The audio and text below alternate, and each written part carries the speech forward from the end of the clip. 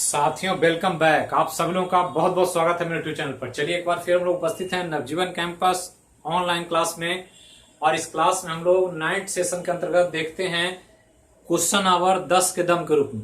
और आज बारी है इस 10 के दम में साइंस सेक्शन की। और साइंस सेक्शन से संबंधित कैरेंट को जोड़ करके 11 महत्वपूर्ण सवाल लेकर मैं उपस्थित हूं आपके सामने। तो चलिए देखते हैं आज के 10 के दम में आप लोगों की तैयारी कैसी है और जो आपने पढ़ा है उसको कितना आप डिस्प्ले कर पाते हैं, कितना प्रदर्शन कर पाते हैं। तो एक एक सवाल इंपॉर्टेंट है, कॉन्सेप्ट से जुड़ा हुआ है। एग्जाम में बहुत ही संभावना होती है ऐसे क्वेश्चंस को, प्रश्न को आने की। तो चलिए शुरू करते हैं। एक एक सवाल को देखेंगे, समझेंगे और इसके माध्यम से अपने कॉन्सेप्ट को क्लियर करने का प्रयास करेंगे, ताकि आने वाले एग्जाम में जो भी सवाल साइंस सेक्शन से पूछा जाए उसको आप आसानी से हल कर सकें। तो चलिए शुरू करते हैं आज का 10 का दम। तैयार हो जाइए। चैनल को अभी तक सब्सक्राइब नहीं किया, सब्सक्राइब करें, लाइक करें क्लास को और इसको ज्यादा से ज्यादा लोगों तक शेयर करके पहुंचाने का प्रयास करें। तो चलिए, गलती नहीं करना है, पूरा एक्यूरेसी पर ध्यान रखना है। हम बार बार ये कह रहे हैं, accuracy is the key of success. सफलता का सूत्र है। जिस दिन आप एक्यूरेसी को मेंटेन कर लिए, सफलता पूरी तरह से आपके कदमों में आ जाएगी। तो ध्यान रखना है, गलत अनुमान पर, अंदाज पर सवाल बनाना बंद करें। पढ़ने के दौरान एग्जाम में अलग व्यवस्था होती है, एग्जाम में प्रबंधन मैनेजमेंट अलग तरीके से होता है, लेकिन पढ़ाई के दौरान बिल्कुल अपने नर्व्स पर, अपने इच्छा पर नियंत्रण रखें। जितना जानते उतना ही बनाए, 2, 4, 6 जितना बन जाए उतना में संतुष्ट है। जो नहीं बने उसको समझने का प्रयास करें और शर्मिंदगी महसूस ना करें। यहाँ पर कोई टॉप करने से या लास्ट होने से कोई फर्क नहीं पड़ने वाला है। आप कितना सीखते हैं ये फर्क पड़ेगा आपके पढ़ाई पर आने वाले समय में। तो चलिए आगे देखते हैं। पहला सवाल कह रहा है कि मस्तिष्क के व्हाइट मैटर का निर्माण न्यूरॉन के किस भाग से होता है। बहुत इंपॉर्टेंट सवाल है, कई बार पूछा गया है यूपीएससी में, बीपीएससी में, एसएससी में, रेलवे में। बहुत इंपॉर्टेंट है, ध्यान रखना। तो ये हमारे मानव मस्तिष्क से संबंधित सवाल है, ब्रेन से। कह रहा है ए साइटोन, बी एक्सॉन, सी निजिल ग्रेन्यूल्स, डी डेंड्रॉन। क्या है जो ब्रेन के व्हाइट मैटर का निर्माण करता है। तो बहुत लोग पढ़े हुए हैं, उनको जानना चाहिए, और नहीं जानते हैं तो आंसर जो है इसका एक्सॉन है। ये ध्यान रखना है। पहला का बी। होता क्या है कि हमारे मस्तिष्क या शरीर में नर्वस सिस्टम जो है उसका निर्माण इसके द्वारा होता है। यही न्यूरॉन है हमारे बॉडी का, और इसी न्यूरॉन से ब्रेन बना हुआ है या स्पाइनल कॉर्ड बना हुआ है, जो 2 सेक्शन में है। ये इसके ऊपर वाला भाग, इसके नीचे वाला भाग। ये वाला भाग साइटोन है और ये वाला भाग एक्सॉन है। ये ध्यान रखना। इसी में इसको डेंड्रॉन कहा जाता है। और इसके अलावा इसके अंदर कुछ पॉइंट्स होते हैं ऐसे दाना दाना जैसा, और इस दाने दाने वाले को निजिल ग्रेन्यूल्स कहा जाता है। यही 4 ऑप्शन में है आपको। तो चारों ऑप्शन को समझना है और इसको प्रयास करना कि आगे क्वेश्चन पूछे तो गलती ना हो, बार बार पूछा जाएगा। तो ध्यान रखना, यही न्यूरॉन है। एक न्यूरॉन का ये चित्र है, और ऐसे ऐसे अरबों न्यूरॉन मिल करके हमारे मस्तिष्क और स्पाइनल कॉर्ड का निर्माण करते हैं। तो पूछ रहा है कि व्हाइट मैटर किससे बना हुआ है। तो सब बता दिया हमने, एक्सॉन है, ये साइटोन है, ये डेंड्रॉन है और निजिल ग्रेन्यूल्स। अब यहां ध्यान रखें कि साइटोन जो होता है इसका रंग ग्रे होता है, और एक्सॉन जो होता है इसी का रंग व्हाइट होता है। और जब बहुत सारे एक्सॉन एक साथ मिल जाते हैं, मतलब ऐसा ही बहुत सारा न्यूरॉन ऐसे बन जाएगा, ऐसे एकत्रित हो जाएगा। ये सब न्यूरॉन ही है, सब तो सबका पूछ एक जगह हो गया, और सबका पूछ एक जगह हो जाएगा तो व्हाइट दिखने लगेगा। और सबका जब हेड एक जगह होगा तो ये ग्रे दिखने लगेगा। तो जब ग्रे बनाता है तो उसको ग्रे मैटर कहते हैं, और जब व्हाइट वाला एकत्रित होता है तो इसको व्हाइट मैटर कहते हैं। तो व्हाइट मैटर किससे बना, तो सभी एक्सॉन के मिलने से बना। जो पूछनुमा संरचना है नीचे, उसके मिलने से क्या बना, व्हाइट मैटर। तो ये व्हाइट मैटर जब भी बनेगा एक्सॉन से बनेगा, ग्रे मैटर साइटोन से बनेगा। क्योंकि ग्रे इसके कारण है, क्योंकि हमने कहा साइटोन में दाना दाना जो निजिल ग्रेन्यूल्स, ये ग्रे दिखता है। जबकि डेंड्रॉन क्या है, ये तो एंटीना हमारे बॉडी का, ब्रेन का, जिसके द्वारा हम या मस्तिष्क किसी चीज को सुन सकता है, समझ सकता है, फील कर सकता है। आदमी बेहोश होता है तो कुछ नहीं पता चलता। ये डेंड्रॉन काम कर रहा है, इसलिए आप सुन पा रहे हैं, देख पा रहे हैं, और जो हम समझा रहे हैं उसको आप समझ पा रहे हैं। तो यही न्यूरॉन का मेन स्ट्रक्चर है जिसको ध्यान रखना है। तो पहला का आंसर बी बहुत इंपॉर्टेंट है, ये ध्यान रखना है। अब आगे चलें तो दूसरा इंपॉर्टेंट सवाल आपके सामने, एकदम कॉन्सेप्ट से पढ़ें, रटे नहीं, कहां पर क्या हो रहा है उन सभी चीजों को गहराई से समझें।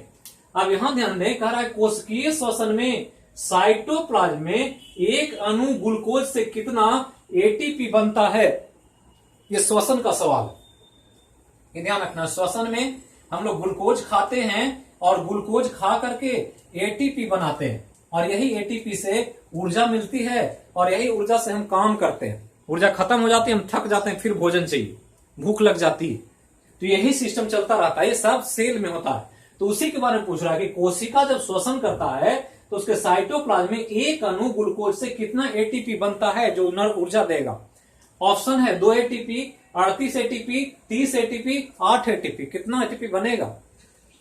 बिल्कुल इंपॉर्टेंट सवाल है एग्जाम के लिए। सभी ऑप्शन सही है, सभी ऑप्शन एग्जाम में पूछेगा। तो ध्यान रखना है कि जब साइटोप्लाज्म की बात पूछ दे तो आंसर जो होगा वो 8 एटीपी होगा। कितना होगा? 8 एटीपी। ये ध्यान रखना, सभी ऑप्शन में रहेगा और अलग अलग क्वेश्चन थोड़ा सा बदलेंगे तो आंसर बदल जाएगा। ये ध्यान रखना एटीपी का। यहां क्वेश्चन के हिसाब से कोशिका में श्वसन होगा साइटोप्लाज्म का, तो उसमें कह रहा है कि साइटोप्लाज्म में कितना एटीपी, तो कितना एटीपी? 8 एटीपी। होता क्या है कि ये ग्लूकोज जो है ये ऊर्जा देने से पहले सेल में जाता है और सेल में 2 पार्ट श्वसन में भाग लेता है। एक ये सेल के अंदर ही है, ये लिक्विड है इसे, और ये लिक्विड को ही हमने कहा है इसी को हम साइटोप्लाज्म कहते हैं। जबकि इसके अंदर एक गोलाकार अंडे जैसा संरचना है, इसका नाम माइटोकॉन्ड्रिया है।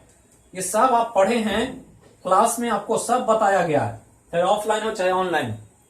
अब ये ग्लूकोज यहां पहुंचा है, जो रोटी चावल खाए हैं, चाय पिए हैं, चीनी खाए हैं, सब में ग्लूकोज पहुंचा है सेल में।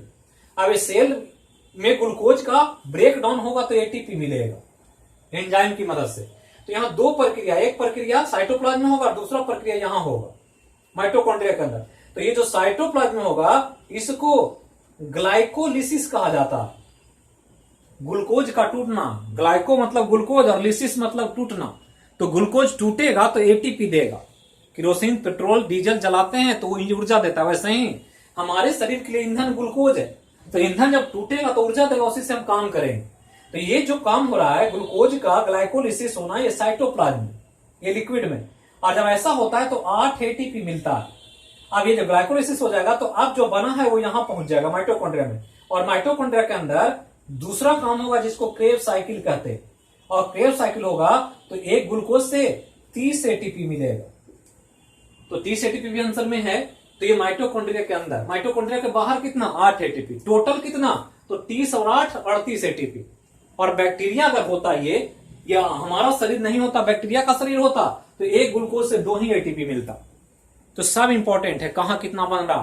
तो ये प्रक्रिया कौन है? ग्लाइकोलिसिस। और ग्लाइकोलिसिस कहां होता है? साइटोप्लाज्म में। और साइटोप्लाज्म में देख रहे हैं कि एक ग्लूकोज टूटेगा तो कितना मिलेगा? 8 एटीपी मिलेगा। तो आंसर क्या होगा? 8 एटीपी। कहां? साइटोप्लाज्म। माइटोकॉन्ड्रिया देता तो 30 एटीपी। अगर पूरा कोशिका में देता कि कोशिका में कितना बनता है, तो 38 एटीपी। तो ये ध्यान रखना है, क्वेश्चन क्या पूछ रहा है उसके हिसाब से। आगे चले तो तीसरा सवाल उसी तरह इंपॉर्टेंट है जैसे पहला दूसरा था। बीपीएससी में बोन से सवाल पूछा गया है, बोन का नाम और कहां है। तो शरीर में 206 हड्डियां हैं और उसी में से एक हड्डी के बारे में पूछा गया है। कह इनमें कौन सी हड्डी कान में नहीं पाई जाती है? कान में नहीं पाई जाती है, क्वेश्चन ध्यान रखना है, कान में नहीं पाई जाती है। ऑप्शन है कार्पेल, मैलियस, इंकस, स्टेप्स। कौन हड्डी कान में नहीं होती? बार बार कहते हैं एग्जाम में 1 नंबर आधा नंबर बहुत डिसाइडिंग होता है, इसलिए क्वेश्चन को पूरा ध्यान से पढ़ें और चारों ऑप्शन को ध्यान से पढ़ें, तब जाकर के आंसर करें। ऐसा नहीं कि हड़बड़ाहट में गलती कर दे। जैसे गेंदबाज कहते हैं बॉलिंग करता है, बैट्समैन तैयार नहीं होता, शॉट गलत खेल देता है, आउट हो जाता है। वो सतर्क होकर खेलता है पूरी सावधानी से, तो मैच में बड़ा स्कोर बना देता है। और वही स्थिति एग्जाम में भी होती है। क्रिकेट मैच और एग्जाम में कोई ज्यादा फर्क नहीं है। तो ये ध्यान रखना है कि ये 4 हड्डियों में से कौन हड्डी कान में नहीं होती। तो पहला तो ध्यान रखना है कि कान में 3 हड्डी होती है। पहला ध्यान रखना है कि कान में कितनी हड्डी? 3 हड्डी। आंसर जो है इसका ये कार्पेल है, ये ध्यान रखना है। बाकी 3 है जो कान में मिलेगा, मैलियस, इंकस, स्टेप्स। तो ध्यान रखना कि कान में 3 हड्डी, एक कान में, अगर 2 कान में पूछेगा तो 3 और 3 6 हड्डी पूरे कान में, दोनों में। तो 3 ही हड्डी के बारे में आपको ध्यान रखना है, क्योंकि एक कान में जैसा हड्डी होगा तो दूसरा कान में वैसा ही हड्डी होगा। तो यही 3 में हड्डियों का नाम है मैलियस, इंकस और स्टेप्स। यही 3 हड्डी कान में मिलती है। और इसमें ये जो है ये सबसे स्मॉलेस्ट बोन है शरीर का, इससे छोटी कोई हड्डी नहीं होती। ये पूछता है एग्जाम में कि हमारे शरीर की सबसे छोटी हड्डी कहां मिलेगी, तो कान में मिलेगी। उसका नाम क्या है, स्टेप्स है। अब यहां जो एक आंसर है कि कार्पेल नहीं होता, तो कार्पेल होता कहां है, किस हड्डी को कार्पेल कहते हैं, ये पूछ दे सवाल में कि कार्पेल नामक हड्डी कहां मिलेगी। तो कार्पेल जो मिलेगी हमारे कलाई में मिलेगी। तो कलाई देखते हैं, ये कलाई जो है रिस्ट, बहुत इंपॉर्टेंट लोकेशन, इसको राइट लेफ्ट अप डाउन ऐसे घुमा सकते हैं, क्योंकि वहां छोटी छोटी हड्डियां हैं। और वो हड्डियां अगर डिस्प्लेस हो जाए तो आप मूवमेंट नहीं कर सकते, हाथ फंक्शन नहीं करेगा। तो जिस हड्डियों से कलाई बना हुआ उसी को कार्पेल कहते हैं।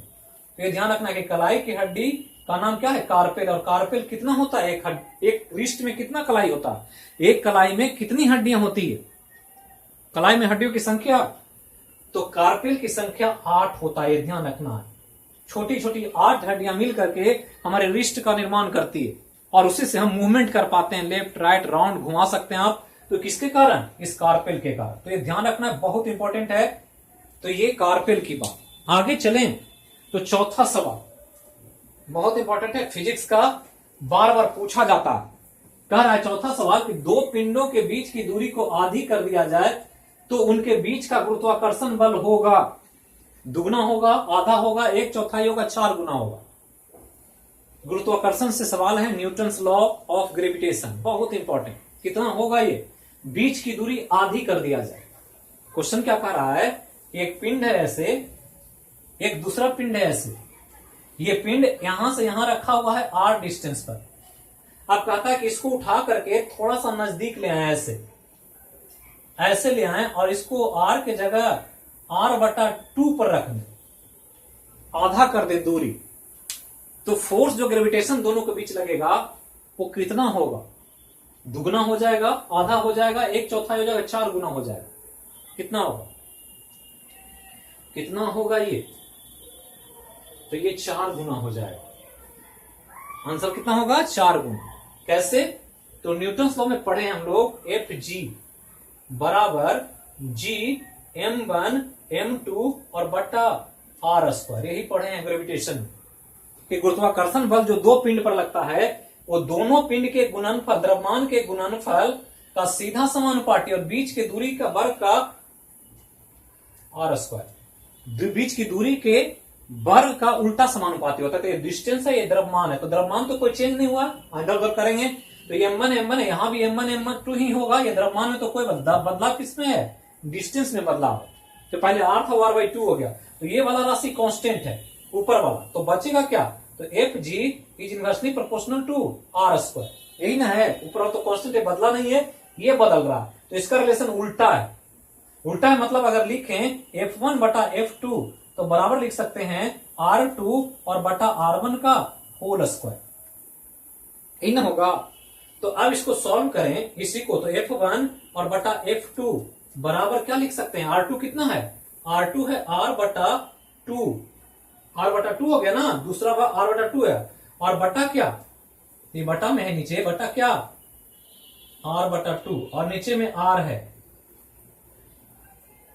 तो ध्यान रखना है, R2 ऊपर था तो R2 का वैल्यू, R1 नीचे था तो R1 का वैल्यू बटा R² कितना हो जाएगा ये, तो R² बटा 4 और इंटू R², स्क्वायर को करेंगे तो R कटेगा, कितना आएगा ये, कितना आएगा इसका वैल्यू।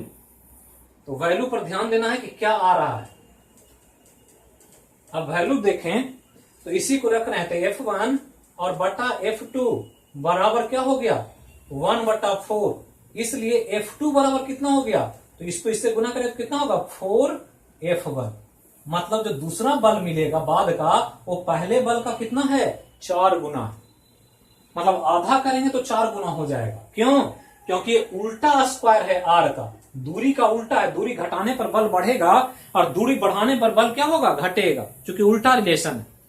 तो इसीलिए चूंकि आधा किया गया तो दूरी कम किया गया तो फोर्स बढ़ेगा। यही न्यूटन का कहना था कि जैसे जैसे पिंड नजदीक आता है फोर्स ज्यादा लगता है, जैसे जैसे पिंड दूर होता है तो फोर्स घटता चला जाता है। ऐसे भी दो दोस्त जब एक साथ होता है तो बहुत लगाव होता है, दूरी बढ़ती है, धीरे धीरे बॉन्डिंग टूटने लगता है और फोर्स घट जाता है।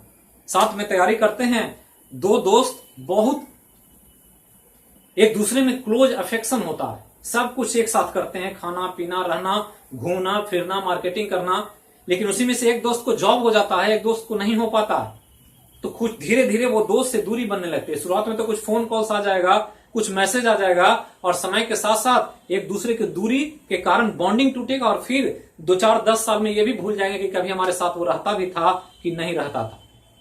तो ये क्यों हो रहा है? क्योंकि डिस्टेंस बढ़ रहा है। तो डिस्टेंस बढ़ेगा, बॉन्ड कमजोर होगा, डिस्टेंस कम होगा, बॉन्ड मजबूत होगा। तो ये ध्यान रखना है गुरुत्वाकर्षण के नियम को। अब यहां से आगे बढ़े तो दूसरा क्वेश्चन जो है फिजिक्स का कह रहा है कि इनमें से किसका फोकस दूरी हमेशा धनात्मक होता है या धनात्मक होगा? फोकस दूरी दे रहा है अवतल लेंस, अवतल दर्पण, उत्तल दर्पण, सभी। किसका फोकस दूरी हमेशा धनात्मक होता है? पॉजिटिव। हम कह रहे हैं क्वेश्चन को एकदम ध्यान से पढ़ना है, ऑप्शन को ध्यान से पढ़ना है, तभी जाकर आप आंसर कर पाएंगे, हड़बड़ाए नहीं। तो कह रहा है कि किसका फोकस दूरी, तो फोकस क्या होता है पहले तो ये समझना होता है। लाइट का टॉपिक है, चश्मा, लेंस जो भी बनता है, कैमरा वगैरह इसी से बनता है, इसी से प्रकाश देते हैं तो हमको दिखाई देता है। और कभी किसी का आंख खराब हो जाता है तो उसकी फोकस दूरी गड़बड़ा जाती है। तो सब किसके कारण? फोकस दूरी के कारण। तो फोकस दूरी दो चीज समझना है कि एक लेंस है ऐसे, ये उत्तल लेंस जैसे आंख में होता है, ये अवतल लेंस है, कांच का बना हुआ है, ये अवतल दर्पण है और ये उत्तल दर्पण। दर्पण में क्या होता है कि एक तरफ से पेंट किया जाता है, हम लोग पढ़ते हैं लाइट में, तो पेंट कर देते हैं तभी मिरर बनेगा। कांच खाली छोड़ देंगे तो कांच में चेहरा नहीं दिखेगा, लेकिन कांच को एक साइड से पेंट करें तो चेहरा दिखने लगता है, तो हम कहते हैं मिरर हो गया। तो मिरर दर्पण है, दर्पण धंसा हुआ तो अवतल दर्पण, उठा हुआ है मिरर तो उत्तल दर्पण। यहाँ उठा हुआ कांच का टुकड़ा है ऐसे तो ये उत्तल लेंस, और ये धंसा हुआ है तो अवतल लेंस। अब यहां क्या है कि प्रकाश किरण ऐसे गिरे, प्रकाश किरण सब पर गिरेगा, प्रकाश गिरेगा तभी आपको चीजें दिखेगी। ऐसे प्रकाश गिर रहा है, एक मोमबत्ती जलाएं तो मोमबत्ती का लाइट इस पर आएगा, प्रकाश सूर्य से आ रहा है, गिर रहा है। अब इसका लेंस का एक प्रिंसिपल एक्सिस होता है और इसका भी प्रिंसिपल एक्सिस होता है, जो लेंस को बीचों बीच काटे और दर्पण को बीचों बीच काटे उसको मुख्य अक्ष कहते हैं। अब ये ऐसे मुख्य अक्ष है तो ऐसे इस पर आएगा उत्तल लेंस पर, तो मुड़ेगा किरण ऐसे काटेगा तो यहाँ ये फोकस हो जाएगा। यहां को यहां ऐसे निकल करके ऐसे बाहर जाएगा और यहां ऐसे बढ़ाएंगे तो यहां काटेगा, तो ये इसका फोकस है। ये क्या है कि ये दर्पण है तो दर्पण में परावर्तन होता है, ऐसे लौटता है तो यहां काटता है तो ये फोकस है। यहां क्या है कि उत्तल है तो ये ऐसे किरण चला जाएगा बाहर, तो ऐसे बढ़ाएंगे तो यहां काटेगा, तो ये इसका फोकस है। चारों का फोकस हो गया, इसका फोकस ये, इसका फोकस ये, इसका फोकस ये और इसका फोकस ये। अब ध्यान का देना, यहां पूछ रहा धनात्मक कौन है, किसमें धनात्मक होता है हमेशा, ये पूछ रहा। तो धनात्मक ऋणात्मक का पहचान यहां से इधर और यहां से इधर होता है, सबका लेफ्ट और राइट, ये ध्यान रखना है इसे। तो अगर फोकस इस पॉइंट के लेफ्ट कटेगा तो ऋणात्मक होगा और इसके इधर कटेगा तो धनात्मक होगा। मतलब यहां से इधर कट गया तो ये निगेटिव होगा और इधर काटा तो पॉजिटिव होगा। इस केस में इसके लिए इधर नेगेटिव इधर पॉजिटिव, इसके लिए इधर नेगेटिव इधर पॉजिटिव, इसके लिए इधर नेगेटिव और इसके लिए इधर पॉजिटिव। तो किसमें पॉजिटिव दिख रहा है? इसमें दिख रहा है पॉजिटिव। किसमें? अवतल लेंस में, अवतल दर्पण में, उत्तल दर्पण में या सभी? धनात्मक पूछ रहा है तो इधर जो है तो यहां देख रहे हैं क्या है, ये इधर नहीं है, कहां कटा है? इधर कटा है, तो इधर कटा है तो फोकस क्या है? ये पॉजिटिव है ना। इधर काटा है ये किरण, इधर काटा है इसको मैक्स, तो ये इधर काटेगा तो क्या होगा? पॉजिटिव होगा। और ये कौन चीज है? ये उत्तल लेंस है। यहां देख रहे हैं इधर काट रहा है तो निगेटिव, इधर काट रहा है निगेटिव, इधर इधर काट दिया तो ये पॉजिटिव। लेकिन यहां उत्तल दर्पण है नहीं ऑप्शन में, उत्तल दर्पण है, उत्तल दर्पण भी है। तो उत्तल दर्पण में ये ध्यान रखना है कि यहां पर ये जो है इसमें लेंस में क्या होता है कि इधर से किरण डालेंगे तो इधर काटेगा, और अगर इधर से किरण डाल दिए तो इधर काटेगा। तो इधर पॉजिटिव भी हो सकता है, नेगेटिव भी हो सकता है, हमेशा नहीं होगा। लेकिन यहां क्या है कि यहां इधर ही काटेगा, इधर कभी नहीं काटेगा, क्योंकि किरण को आप इधर से डाल नहीं सकते। तो ऑलवेज पॉजिटिव हो, इसके लिए कौन होगा? उत्तल दर्पण होगा। तो उत्तल दर्पण कौन है? C option. तो ये ध्यान रखना है, आपको कॉन्सेप्चुअली समझना होगा, रटने से सवाल नहीं बनेगा। आप सोचते हैं कि रट के बना लें तो नहीं बनेगा, और ऐसा ही सवाल पूछेगा आजकल। तो ये ध्यान रखना है।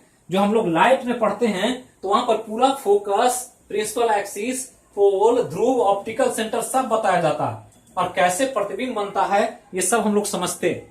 आगे चलें तो छठा सवाल करा, अर्धचालक सेमीकंडक्टर में किस प्रकार के तत्व का प्रयोग होता है? बहुत इंपॉर्टेंट। जितने आज मोबाइल, टीवी, कंप्यूटर सब बन रहे हैं, सब सेमीकंडक्टर से बन रहे हैं, और जितने भी बड़े बड़े काम हो रहे हैं सब सेमीकंडक्टर से हो रहे हैं। इसलिए सेमीकंडक्टर बार बार एग्जाम में पूछता है। तो उसी के बारे में पूछ रहा है अर्धचालक कि सेमीकंडक्टर में किस प्रकार के तत्व का प्रयोग होता है? पहला है ट्राइवैलेंट, टेट्रावैलेंट, पेंटावैलेंट, डाइवैलेंट। तो वैलेंट मतलब होता है संयोजी, वैलेंट मतलब संयोजी। ट्राई मतलब जिसकी संयोजकता 3 है, टेट्रा मतलब जिसकी संयोजकता 4 है, पेंटा मतलब जिसकी 5 है, और डाई मतलब जिसका 2 है। तो किसका बनाते हैं? अर्धचालक या सेमीकंडक्टर। कंप्यूटर, मोबाइल, इंटरनेट ये सब जो चल रहा है सेमीकंडक्टर से चलता है। तो ये सेमीकंडक्टर बनता किससे? जो तत्व उसमें यूज होता है। तो पढ़े होंगे कि सेमीकंडक्टर ना तो धातु होता है और ना ही अधातु होता है, ये दोनों के बीच का उपधातु होता है। इसमें धातु का भी गुण है, अधातु का भी गुण, और धातु अधातु में बीच में रहना चाहिए। तो हमने पढ़ा कि पीरियोडिक टेबल में इस साइड धातु है, इस साइड अधातु, और बीचों बीच जो है पीरियोडिक टेबल अगर ऐसे बना है तो इस साइड में धातु को रखते, हमने बताया है क्वेश्चन आवर में, पहले क्वेश्चन में। इधर अधातु रखते हैं, जैसे इधर सोडियम, पोटेशियम, कैल्शियम, एल्यूमिनियम इधर है। इधर कौन है? तो ऑक्सीजन है, नाइट्रोजन है, क्लोरीन है, हीलियम है, इधर सब अधातु। और बीच में जो बीचों बीच होगा वही उपधातु, और बीच में कौन होता है? तो कार्बन का फैमिली होता है, कार्बन, सिलिकॉन, जर्मेनियम, जिसकी संयोजकता 4 होती है। तो 4 वाला का ही सेमीकंडक्टर बनता है, और जिसमें 3 का याद रखना, एक कार्बन, एक सिलिकॉन और एक जर्मेनियम, यही 3 का सेमीकंडक्टर में इस्तेमाल होता है। देखते हैं, कहता है कि आईसी चिप बनाया जाता है किससे? तो सिलिकॉन से। कंप्यूटर का जहां जहां काम होता है उसको सिलिकॉन वैली कहते हैं। जैसे भारत का सिलिकॉन वैली कौन है? बेंगलोर है। क्यों? क्योंकि वहां सबसे ज्यादा कंप्यूटर का काम होता है। अमेरिका का सिलिकॉन वैली या वर्ल्ड के लिए सिलिकॉन वैली कौन है? तो कैलिफोर्निया, माइक्रोसॉफ्ट, गूगल, सबका ऑफिस वही है। क्यों? क्योंकि सिलिकॉन का काम सबसे ज्यादा वही होता है, सिलिकॉन से सेमीकंडक्टर बनता है। तो कार्बन है, सिलिकॉन है, जर्मेनियम, सभी का वैलेंसी कितना है? 4 है। तो 4 वाला को क्या कहेंगे? टेट्रावैलेंट कहेंगे। तो ये ध्यान रखना है, बहुत इंपॉर्टेंट सवाल है और बहुत कॉन्सेप्चुअल है। कार्बन, सिलिकॉन, जर्मेनियम तो सबको याद रहता है, रट लेते हैं कि इसी से बनता है सेमीकंडक्टर, पूछा भी है पहले।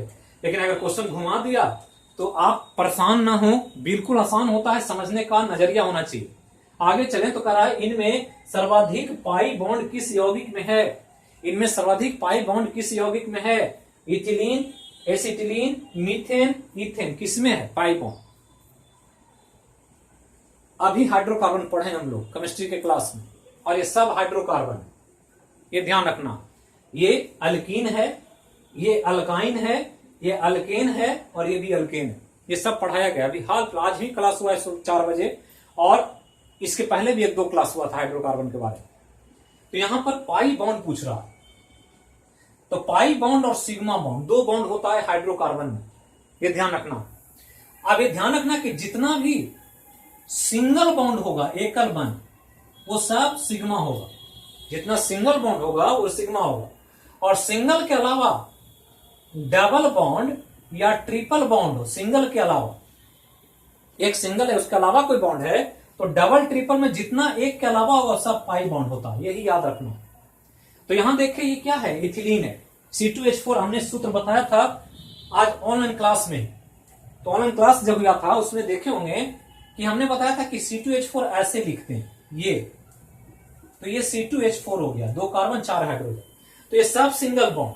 तो सिंगल बॉन्ड हमने कहा क्या होता है? सिग्मा होता है। और सिंगल के अलावा इसमें एक और है तो पाई बॉन्ड है।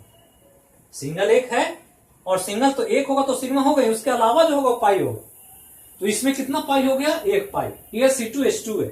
C2H2 को ऐसे लिखते हैं C ट्रिपल बॉन्ड ऐसे, तो C दो हो गया, दो हाइड्रोजन हो गया। अब यहां एक सिग्मा, यहां एक सिग्मा, यहां एक सिग्मा। अब सिग्मा के अलावा, सिंगल के अलावा जो भी है, ये पाई, ये पाई, इसमें कितना पाई? तो दो पाई। इसमें दो पाई, इसमें एक पाई। आगे चलते हैं, मीथेन को देखते हैं। तो मीथेन लिखते हैं ऐसे CH, ये CH4 हो गया। यहां एक भी डबल नहीं है, सब सिंगल ही है। तो जितना सिंगल है सब क्या है? सिग्मा, एक भी पाई नहीं। ये क्या है? इथेन है। इथेन को जो लिखते हैं तो C2 और H6 ऐसे तीन तीन हाइड्रोजन जुड़ा हुआ है दोनों से। देख रहे हैं कि सब सिंगल बॉन्ड, एक भी डबल बॉन्ड नहीं। तो जितना सिंगल बॉन्ड सब क्या है? सिग्मा। और ये तब पता होगा जब आपको केमिस्ट्री में ये सब कंपाउंड की जानकारी हो, तभी बना पाएंगे, तो रट करके तो सवाल नहीं बनेगा ऐसा। तो ध्यान रखना है, सिंगल बॉन्ड जितना वो सिग्मा। सिंगल के अलावा कोई बॉन्ड है तो डबल बॉन्ड, ट्रिपल बॉन्ड में पाई बॉन्ड होता है। तो इसमें देख रहे हैं कि सबसे ज्यादा इसमें है, और इसका सूत्र क्या है?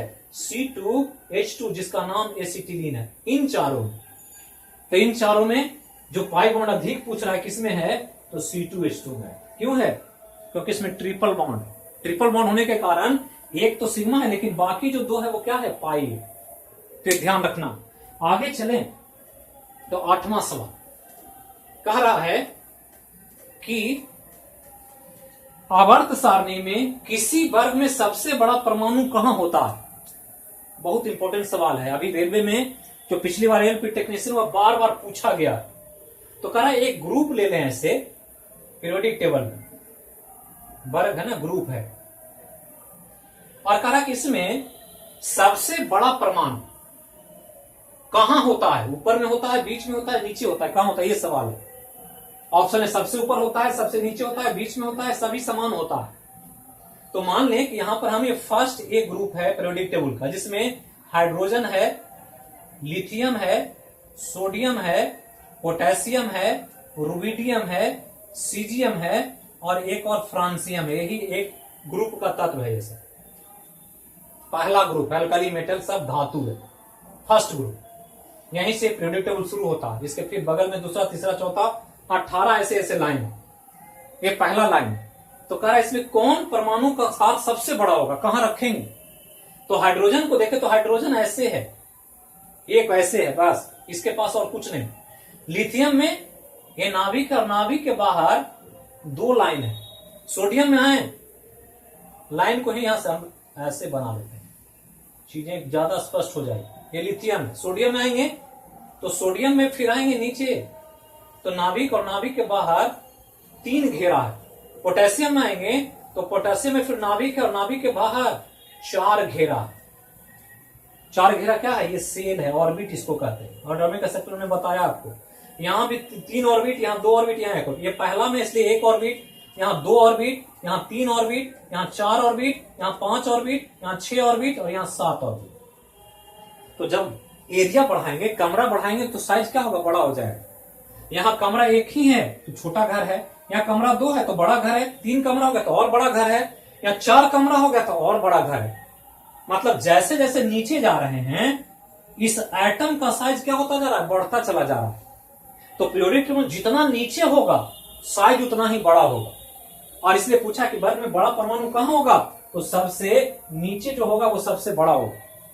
क्यों? क्योंकि नीचे जाने पर परमाणु में ऑर्बिट या कक्ष की संख्या बढ़ जाती है। कक्ष को कमरा समझना है जिसमें इलेक्ट्रॉन घूमता रहता है। ये हम लोग पढ़े हैं एटॉमिक स्ट्रक्चर में। तो ऊपर आएंगे तो घटेगा और नीचे जाएंगे तो बढ़ेगा, ये ध्यान रखना। तो ये हो गया 8वां सवाल। तो वीडियो को लाइक करें, सब्सक्राइब करें और शेयर भी करें। अभी तक जो नहीं किया सब्सक्राइब, वो सब्सक्राइब करें और कुछ कमेंट बॉक्स में लिखें जो आपको फील होता है, कुछ कमी है तो उसको बताएं। आगे चलें तो 9वां सवाल करा कि समान ताप पर किसी गैस के आयतन को दुगना किया जाए तो दाब होगा, प्रेशर क्या होगा? दुगना हो जाएगा, आधा हो जाएगा, 1/4 होगा, 4 गुना होगा। समान ताप पर तो क्या कर रहा है? किसी गैस का आयतन को दुगना कर दिया जाए, आयतन डबल कर दिया जाए, तो उसका दाब क्या होगा? तो दाब, अगर आयतन दुगना होगा तो दाब आधा हो जाएगा। ये ध्यान रखना, यहां दुगना करेंगे तो गुरुत्वाकर्षण करने क्या होगा, 1/4 हो जाएगा। यहां क्या हुआ, इधर आधा किए तो इधर भी आधा हो गया, दुगना किए तो आधा हो गया। क्यों? क्योंकि हमने पढ़ा है केमिस्ट्री में एक लॉ जिसको बॉयल्स लॉ कहते हैं, बॉयल का नहीं, जो कांस्टेंट टेम्परेचर पर लागू होता है। अगर ये लिख दिया कांस्टेंट टेम्परेचर या लिखा समान ताप, तो कांस्टेंट टेम्परेचर बॉयल्स लॉ आ गया, ये ध्यान रखना। जैसे ही लिख दिया समान ताप तो समझ लेना कि बॉयल्स लॉ है ये, और बॉयल्स लॉ कहता है V is universally proportional to P। यही बॉयल्स लॉ कि दाब और आयतन में क्या है, उल्टा संबंध है। दाब को बढ़ाएंगे आयतन घटेगा, और दाब को घटाएंगे आयतन बढ़ेगा। और इसी को लिखते हैं V1 बटा V2 बराबर P2 बटा P1। तो ध्यान रखना उल्टा है। अब यहां कह रहा है क्या कि V1 को भी मान ले, V2 को 2 भी मान ले, आयतन को क्या किया है, दुगना किया है। तो प्रेशर पर क्या फर्क पड़ेगा, देखें P2 बटा P1 करें तो क्या होगा, ये भी कटेगा तो P2 बराबर क्या हो जाएगा, P1 इधर आएगा तो P1 और बटा 2 हो जाएगा। तो देख रहे हैं पहले जितना था उसका क्या हो गया, आधा हो गया। तो दाब पहले जितना था उसका क्या होगा, आधा होगा। तो पहले का P1 था तो P1 बटा 2 हो गया, मतलब क्या होगा, आधा हो जाएगा। ये होता है ऐसा। और अगर इसको आधा करते तो प्रेशर दुगना हो जाता, क्योंकि यहां उल्टा प्रेशर, ये बढ़ाएंगे घटेगा, ये घटाएंगे बढ़ेगा। ये बॉयल का कहना था कांस्टेंट टेम्परेचर पर। तो ये था आपका 9वां सवाल। 10वां आपके लिए करंट अफेयर से सवाल है, बहुत इंपॉर्टेंट। कह रहा है अंतरराष्ट्रीय सौर गठबंधन ISA का मुख्यालय कहां है। अभी हमने पढ़ाया पिछले करंट अफेयर में 1-2 दिन पहले, कहां है ISA का,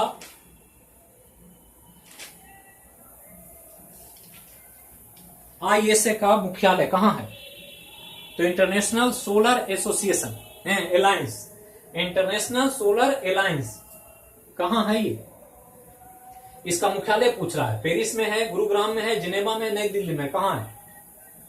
तो ये ध्यान रखना है, इसका आंसर बी है।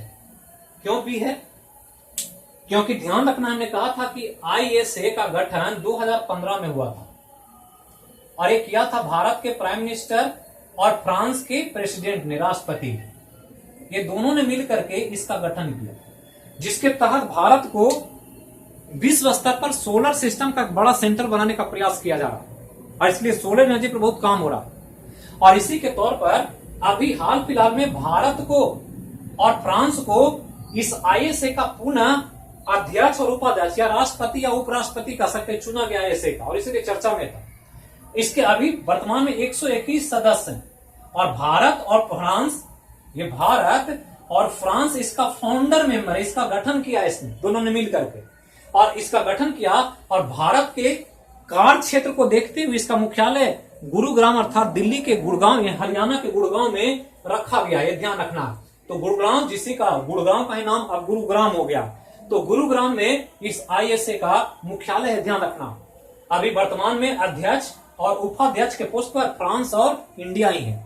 आगे हमने 11 नंबर सवाल जो दिया आपको करंट से, कि हाल ही में भूजल प्रबंधन के लिए किस देश के साथ समझौता ज्ञापन को कैबिनेट ने मंजूरी प्रदान किया या मंजूरी दिया, ये पूछ रहा है सवाल। कौन देश के साथ भूजल प्रबंधन पर भारत का समझौता हुआ और समझौते को कैबिनेट ने मंजूरी दे दिया। ऑप्शन है जापान, USA, ऑस्ट्रेलिया, रूस, कौन है। तो भूजल प्रबंधन पर अभी पिछले सप्ताह ही एक समझौते ज्ञापन को मंजूरी दे दिया कैबिनेट ने, ग्राउंड वाटर पर मैनेजमेंट के लिए। और इसके साथ जो समझौता हुआ है वो ऑस्ट्रेलिया के साथ, ये ध्यान रखना कि ऑस्ट्रेलिया और भारत आपस में सहयोग करेगा ग्राउंड वाटर मैनेजमेंट पर, कि भूजल का कैसे मैनेजमेंट होता है, ग्राउंड वाटर की स्थिति को कैसे अच्छा रखा जाए और पेयजल की आपूर्ति में कोई कमी ना हो। इसके चलते एक ग्राउंड वाटर मैनेजमेंट के लिए भारत और ऑस्ट्रेलिया ने एक समझौता किया, और समझौते को भारतीय कैबिनेट ने या भारत सरकार ने मंजूरी प्रदान कर दी। तो यही था 10 का दाम, बहुत इंपॉर्टेंट, पूरी कॉन्सेप्ट के साथ पूरा रिवीजन आपका सर्कुलेशन हो रहा है सभी विषय का, चाहे वो साइंस हो चाहे आर्ट्स हो। आप इसके माध्यम से पूरा अपने पढ़े हुए चीजों को रिवाइज कर सकते हैं और एकदम टॉप लेवल की तैयारी कर सकते हैं। तो चलिए अपना स्कोर जारी कीजिए, निराश नहीं होना है, जितना बने उतना संतोष करना, और कमियों को दूर करने का प्रयास करना, ताकि आगे आने वाले समय में आप 10 के दम में 100% परफॉर्म कर सकें। तो फिर मिलेंगे अगले क्लास में एक नए विषय के साथ। तब तक जहां रहें स्वस्थ रहें, सुरक्षित रहें। गुड नाइट, शुभ रात्रि। बोलिए एक बार सब मिलकर जय हो मैया की। Thank you.